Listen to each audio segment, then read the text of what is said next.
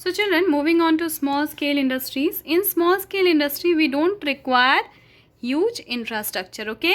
Large workforce is also not needed. Means with small amount of labor, industries can be operated, alright? The investment is from 25 lakhs to 1 crore, okay? The investment is from 25 lakhs to 1 crore rupees. Not more than that. They used to adjust within the local equipments. Unlike large scale industry, they don't have modern or latest technologies to deal with for the production of the materials. Alright. For example, ice cream factories, fruit juices factories, furnitures factories, chocolates factories, cornflakes, etc., etc. All these comes under the small scale industries. Alright.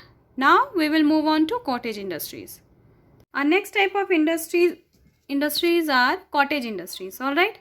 Cottage industries are operated in very less investment. Alright. They are mostly operated at home. Okay. Small investment like from 50,000 to 24-25 lakhs. Up to this much of amount can be invested. Now, the industries are labor centered. Means they don't have machineries for the production of the materials. Usually, entire family is involved. Point number 4. Usually, in small scale industries, all the people of a family are involved, and this type of industries they have provided employment to large part of our country. Yes, a large part of so means many families of our country are involved in such type of cottage industries. They are operating it there at their homes, and most of the people or family, even if they are studying or if they are at farms or any other occupation, they come and they help in the production of the materials. All right. So handloom industries, khadi industries, handicraft industries, toy industries, agarbatti industries, all right, incense sticks, which we call it in English.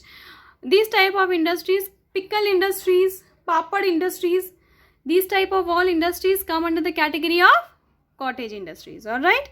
So we can open it at home. Most of the gents and ladies in the family, they are involved in the production of the material. All right. And a large part of India they are operating cottage industries at their homes. Earlier it was not, but now through many schemes of the government, past 2 decades, it is being done in a large scale, in a large amount. People are engaged in this. So it is a good opportunity for the employment other than jobs and huge industries. All right. Next, children, we will move on to the factors determining the location of industries. Means on what factors the industries are set up and in which areas. You will tell that why our area they don't have industries, or why is it far away from us. So there are a lot of factors on which setting up of an industries depends upon. All right, we will come to know about those factors. Let's start. So first of all, the first factor is geographical factors. All right, there are certain geographical factors which are available naturally on earth. With proper survey and planning, these are explored and taken under human use. To set up industries, these natural factors are very important. For some industries, presence of all these factors are very important, while for other type of few of these factors are mandatory. Means there are types of factories. Yes, we have already known it. So for different kind of industries, different geographical factors are needed. For example, we can't set up a sugarcane industry in a area with very cold temperature. Yes, immediately the juice will get frozen and all the material will be spoiled. Yes. So there are a lot of such factors. For many industries, different geographical factors. Geographical factors means which type of land the earth has, whether the terrain is good or not, whether the amount of rainfall in that area is much or less or moderate. Many such things are there. They come under the geographical factors. Okay, availability of raw materials. Now this is the most crucial part and the basic need for industry. We have already known it. Yes, so जितना दूर होगा raw material का source industry से, आने जाने का खर्चा उतना ही ज़्यादा होगा. Isn't it? The farther the distance from the source of raw material, the more will be the cost of transportation. Isn't it, children? So most of the industry, they tend to set up the factories nearby the presence of raw material areas. Okay, so this is a very important point. Like we have here Jadugoda mines, we have, yes, of uranium. Then we have here Chalyama steel plant, because iron ore is easily available in our area, like Novamundi, Gua, Jamda. All right, uranium is available in Jadugoda. So those areas having the raw material are having industries nearby, isn't it, to avoid the cost of transportation. So this is the second factor. All right, we will move on to other factors.